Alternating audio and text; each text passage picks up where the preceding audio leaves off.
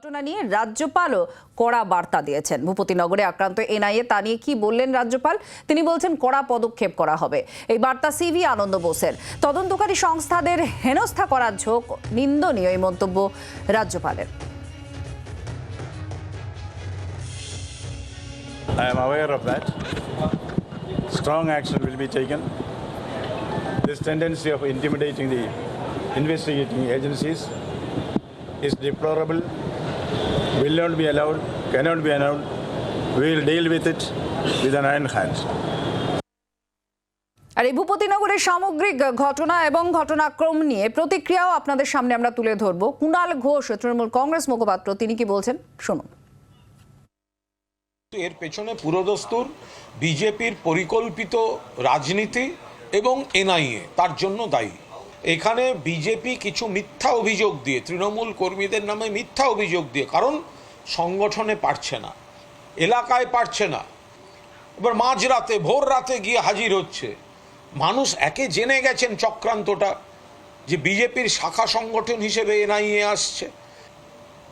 বিজেপির কথায় election commission তারা যদি রাজ্যের আধিকারিকদের ইচ্ছামতো ভিত্তিহীনভাবে বদলি করে থাকে, নির্বাচনের কাছ থেকে সরিয়ে দিয়ে থাকে, তাহলে এনআইএ যে অফিসারদের বিরুদ্ধে অভিযোগ আসছে যে বিজেপির নেতাদের সঙ্গে হাত মিলিয়ে কাজ করছেন লিস্ট করে, তারা কেন ইলেকশনের আগে বদলি হবেন না বাংলা থেকে?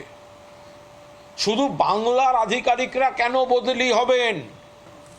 কেন্দ্রীয় এজেন্সিকে যদি রাজনৈতিক লেঠেল বাহিনীর মতো, হাল্লার রাজার সেনাদের মতো ব্যবহার করা হয়, সেই কারণেই সমস্যাগুলো তৈরি হচ্ছে।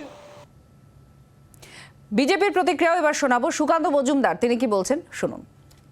পুরো বিষয়টি ঘটেছে হচ্ছে মমতা বন্দ্যোপাধ্যায়ের নির্দেশে এবং তার অনুপ্রেরণায়, এবং স্থানীয় মানুষ না, এরা মানে চিহ্নিত তৃণমূল নেতা, তৃণমূল কর্মী, এবং যেভাবে একের পর এক কেন্দ্রীয় এজেন্সির উপর আক্রমণ হচ্ছে, পশ্চিমবঙ্গকে মাঝে মাঝে আমাদের মনে হচ্ছে যে আফগানিস্তানে পরিণত হয়ে গেছে।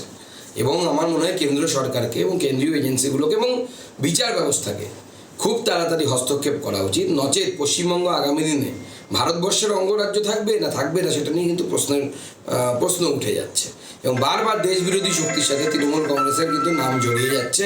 এটা অত্যন্ত চিন্তার বিষয়। কেন্দ্রীয় নির্বাচন কমিশনকেও এই দল সম্পর্কে ভাবা উচিত। বাংলার আওয়াজ, বাঙালির আবেগ, জি 24 ঘন্টা।